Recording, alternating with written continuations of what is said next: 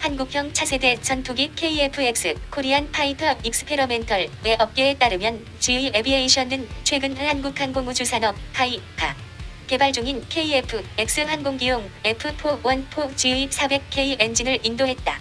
순항하고 있는 KF-X 사업 블록 1, 2가 비슷하고 블록 3이 어떻게 다른지 개념을 정리하고자 합니다.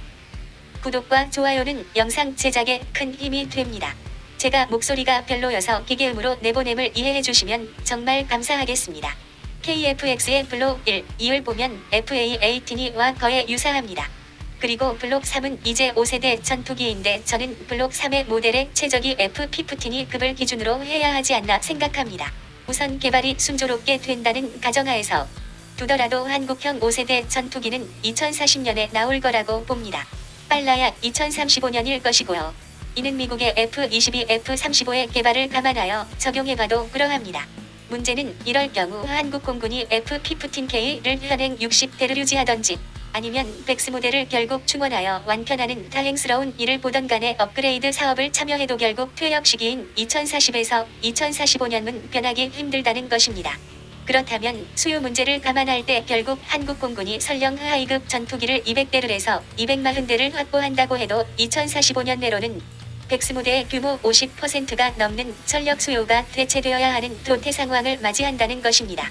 물론 이럴 경우 추가적인 F-22, F-35를 도입하면 될지 모르나 KF-X의 5세대 전투기의 수요 확보를 감안한다면 결국 이 도태되는 하이급 수요를 감당해야 하는 일이 될 텐데 현재 5세대 기준은 17m급으로 결국 FA-18을 벗어나지 않습니다.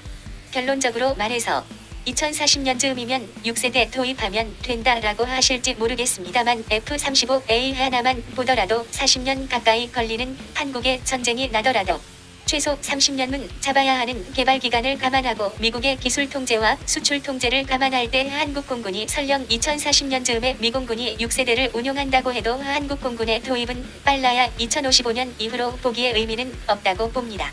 따라서 현재 4.5세대형은 FA-18급 체적으로 두고 스텔스형 모델은 F-15급 체격을 기준으로 삼아야 하지 않겠는가 하는 점입니다.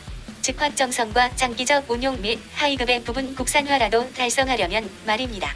이미 F-22A라는 모델이 있으니 큰 문제도 없다고 생각합니다만 원래 KF-X 체적을 보더라도 F-16급이었다가 확장성 등의 문제를 감안하여 혼액급으로 상승한 걸 감안한다면 스텔스기 형태도 저는 어차피 체적의 추가적 강화가 필요한 형태가 될 수밖에 없다고 봅니다.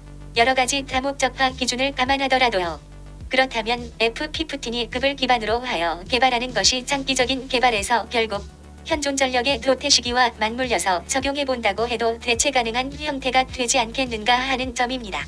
블록 1의 운용에서 얻은 데이터를 기반으로 아에사 레이더가 전자전 장비가 업그레이드될 예정입니다.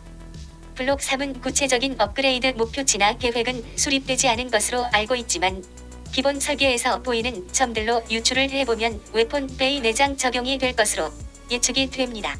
아에사 레이더는 지형 추적 장치가 탑재가 되어 레이더를 피해 적오도록 비행이 가능하게 될 것으로 예측이 됩니다. KF-X는 설계부터 제한된 성능의 스텔스기를 표방하여 왔습니다. 블록 3에서는 제한된 스텔스 기능이 구현이 될 것으로 보입니다. 설계면이나 조종석 인두음 주석 산화물 코팅 등으로 보통 4.5세대 전투기, 유로파이터, 라팔 등가 목표치로 하는 0.66, 1.26제곱미터 정도의 성능을 웃도는 0.5제곱미터를 목표로 하고 있으며 충분히 도달 가능한 수준이라는 생각이 듭니다. 블록 3까지 적용이 되고 나면 초기에 블록 1, 2도 3으로 업그레이드가 가능할 것으로 예측이 되어 공군력 향상에 매우 큰 힘이 될 것입니다.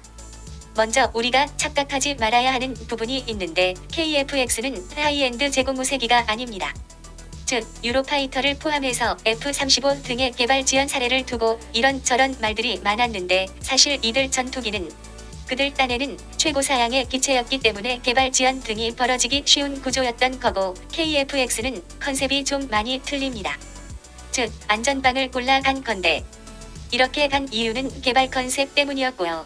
즉 KF-X는 때려 죽여도 8천만 달러 이상 시간당 유지비 17,000달러 선에서 맞춰야 하는 기체라는 점 때문에 그만큼 경제성을 중시해서 만들어 놔서 실패율이 매우 낮다고 보시면 될 듯 만일 문제가 된다면 블록 1, 2, 3보다는 4 이상에서 발생할 수는 있습니다만 그 이전 단계는 거의 성공한다고 확정적으로 생각해도 될 듯합니다.